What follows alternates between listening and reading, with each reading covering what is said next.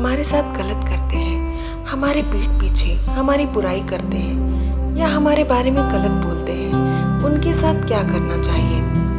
दरअसल इसका कोई फिक्स आंसर हो ही नहीं सकता है। ये डिपेंड करता है हर सिचुएशन पे, हर इंसान पर, कौन सी परिस्थिति में किस इंसान ने हमारे साथ कैसा व्यवहार किया, उसके बदले में उसके साथ कैसा व्यवहार करना है, यही हमें सीखना है। हम एक जैसा व्यवहार सबके साथ नहीं कर सकते। यदि कोई अनजान राह चलता आदमी हमारे साथ गलत व्यवहार करता है तो हमें उसका विरोध करना चाहिए, सहना नहीं चाहिए। यदि कोई घर का व्यक्ति है, हमसे बड़ा है, तो उससे बात करनी चाहिए। यदि कोई छोटा है तो उसे समझाना चाहिए। पर हर परिस्थिति में आप एक बात जरूर याद रखें कि बात जरूर करनी चाहिए। चुप रहकर मत बैठिए आप। यदि कोई आपके साथ गलत करता है, आपके घर का ही है, तो उससे आपको पूछना चाहिए कि आप मेरे साथ ऐसा व्यवहार क्यों करते हैं, आप मेरे लिए ऐसा क्यों बोलते हैं। हो सकता है जो आपने उसके लिए सुना हो वो उसने कहा ही ना हो सकता है आपने झूठी बातें सुनी हो। किसी भी रिलेशनशिप में, किसी भी रिश्ते में कम्युनिकेशन गैप एक जहर का काम करता है। अगर किसी रिश्ते में बातचीत ही कम हो जाए तो वो रिश्ता टूट जाता है। जो भी आपको लगता है आपके साथ सही व्यवहार नहीं करते, चीज़ आपको हमेशा करनी है कि उन बातों को क्लियर करना है, बात करनी चाहिए। कई लोग कहते हैं हमें तो सहने की आदत है, हम सह लेते हैं सब कुछ, नहीं कहते किसी को। दो मित्र थे, एक की कपड़े की दुकान थी और एक साइंटिस्ट था। जिसकी कपड़े की दुकान थी उसके पास एक दिन उसका साइंटिस्ट मित्र आया। उसने अपने मित्र से कहा, पहले आपकी दुकान पे सारा दिन बहुत लोग रहते थे, सारा दिन भीड़ जमा रहती थी, आपको समय ही नहीं मिलता था मुझसे बात करने का। अभी आपकी दुकान भी खाली खाली लग पड़ी है और आप थोड़े उदास भी लग रहे हैं और आपकी दुकान के आसपास और भी दुकान खुल गई हैं, लोग वहां भी जा रहे हैं। आपको इसके लिए जरूर कुछ करना चाहिए, आपको इसके लिए सोचना चाहिए। उसका वो मित्र बोला, कोई बात नहीं, ऐसे दुकान वाले बहुत आए बहुत गए, मुझे कोई फर्क नहीं पड़ता। तो उसके मित्र ने कहा, चलो मैं तुम्हें आज अपनी लैब में घुमा के लाता हूँ। वो अपने मित्र को लेके लैब में आया। उसने लैब में बहुत गर्म पानी में एक मेंढक को डाला। पानी इतना गर्म था कि वो मेंढक कूदकर एकदम से बाहर आ गया। फिर उसके मित्र ने ठंडे पानी में मेंढक को उतारा। वो मेंढक उसी पानी में आराम से बैठा रहा। फिर धीरे धीरे वो उस पानी का टेम्परेचर बढ़ाने लगा, उसको गर्म करने लगा। धीरे धीरे पानी गर्म हो रहा था, पर वो मेंढक पानी के टेम्परेचर के साथ खुद को एडजस्ट कर रहा था। धीरे धीरे वो पानी बहुत गर्म हो गया।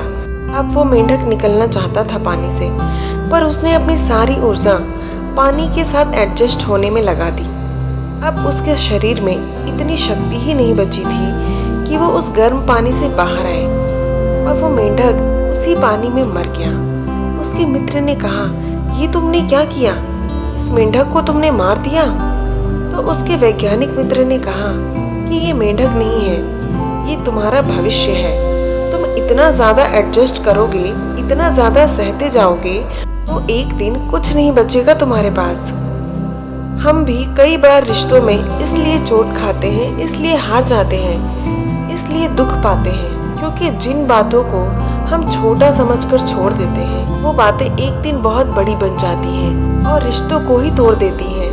तो याद रखना, अपने रिश्तों में कभी भी कम्युनिकेशन गैप नहीं आने देना। अपने रिश्तों में ऐसा वक्त मत आने देना कि जिनसे आपके संबंध हैं, आप उनसे खुल के बात भी ना कर पाए। तो जो लोग आपकी बुराई करते हैं या आपके साथ गलत करते हैं, आप सहिए मत, एडजस्ट मत करिए। कहते हैं तो कहने दो, नहीं। जिनके साथ आप संबंधों में हैं, यदि आप सही हैं, तो आपको बात करनी चाहिए। हम आपको झगड़ा करने के लिए नहीं कह रहे, पर आपको चुप करके भी नहीं बैठना है। आपको खुद की रक्षा सबसे पहले खुद करना सीखना आना चाहिए। एक गांव में एक सांप रहता था। वो आने जाने वाले सारे यात्रियों को डसता था। एक दिन उस गांव में एक महात्मा आए। वो सब लोग उस महात्मा के पास गए और बोले, महात्मा जी, एक भयानक सांप जंगल में रहता है और वो सबको डसता है। हम गांव वाले गांव से बाहर जा ही नहीं पाते उसके डर से, क्योंकि वो सबको मार डालता है। महात्मा जी ने कहा, मुझे उस सांप के पास ले चलो। गांव वाले मिलकर महात्मा जी को उस सांप के पास लेके आए तो महात्मा जी ने उस सांप को पकड़ लिया और सांप को कहा कि मैं तुम्हें तभी छोड़ूंगा जब तू मुझे ये वचन दे, तू आज के बाद इन गांव वालों को डसेगा नहीं। सांप ने कहा, मैं आपको वचन देता हूँ कि आज के बाद मैं इन गांव वालों को नहीं डसूंगा, आप मुझे छोड़ दीजिए। महात्मा जी ने उस सांप को छोड़ दिया। कुछ दिन बाद वो महात्मा जंगल से गुजरे। उन्होंने देखा वही सांप लहूलुहान पड़ा था, खून में लथपथ था। महात्मा ने कहा, अरे तुम्हारी ये हालत किसने की? वो बोला, महात्मन, आपकी वजह से मेरी ये हालत हुई है। महात्मा बोले, मैंने तो कुछ भी नहीं किया तुम्हारे साथ, आप ही ने तो कहा था किसी को डसना मत। जैसे ही मैंने लोगों को डसना बंद किया, सब लोग मुझे पत्थर से मारने लगे और मेरी ये हालत कर दी। महात्मा ने कहा, अरे भाई, मैंने डसने के लिए मना किया था, तुम अपना फन निकाल के लोगों को डरा तो सकते हो ना। मैंने तुम्हें डसने के लिए मना किया था, डराने के लिए नहीं। तुम अपनी रक्षा करने के लिए अपना फन निकाल के फुफकार सकते हो, अपनी रक्षा कर सकते हो।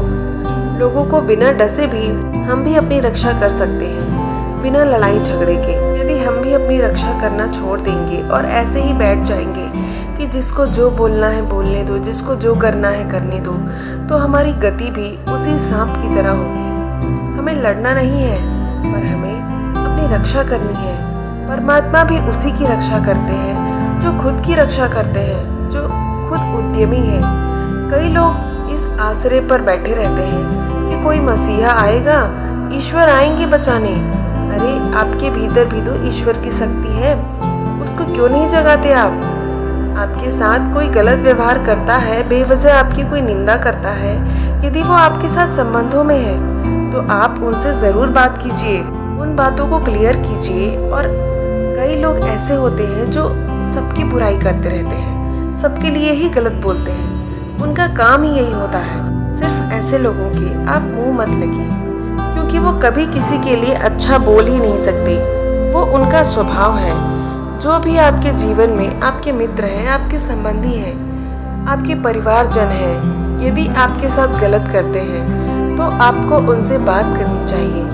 अपने मन में जहर मत भरिए, अपने मन में शक को जगह मत दीजिए। अपने रिश्तों में मधुरता और प्रेम चाहते हैं तो अपने दिल की बातें हमेशा क्लियर रखिए।